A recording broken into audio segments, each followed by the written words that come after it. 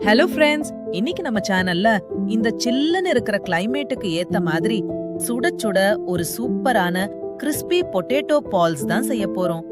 வீடியோக்குள்ள போறதுக்கு முன்னாடி நம்ம சேனலை இன்னும் சப்ஸ்கிரைப் பண்ணாதவங்க உடனே சப்ஸ்கிரைப் பண்ணிட்டு உங்க ஃப்ரெண்ட்ஸுக்கும் ஷேர் பண்ணிடுங்க.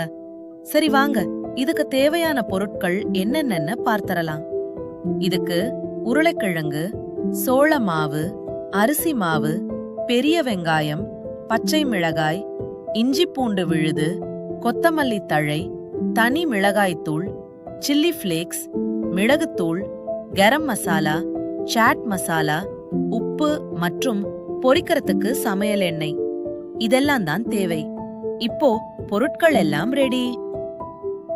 முதலில் வேக வச்ச உருளைக்கிழங்கு கூட நறுக்கின வெங்காயம், பச்சை மிளகாய், இஞ்சி பூண்டு விழுது, கொத்தமல்லி மற்றும் மசாலாக்களை சேர்த்து நல்லா மிக்ஸ் பண்ணிக்கலாம்.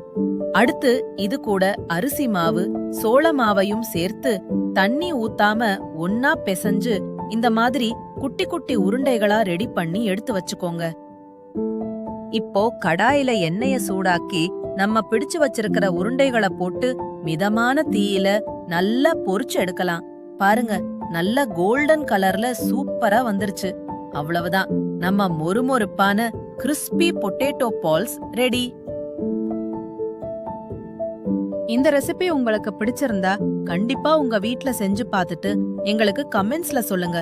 அப்பதான் நீங்க கொடுக்கற கமெண்ட்ஸ வச்சு அடுத்தடுத்து மேலும் மேலும் சூப்பரான லேட்டஸ்ட் ரெசிபிகளை எங்களால போட முடியும். அப்படியே மறக்காம நம்ம சேனலை லைக் பண்ணி, ஷேர் பண்ணி, சப்ஸ்கிரைப் பண்ணி சப்போர்ட் பண்ணுங்க ஃப்ரெண்ட்ஸ்.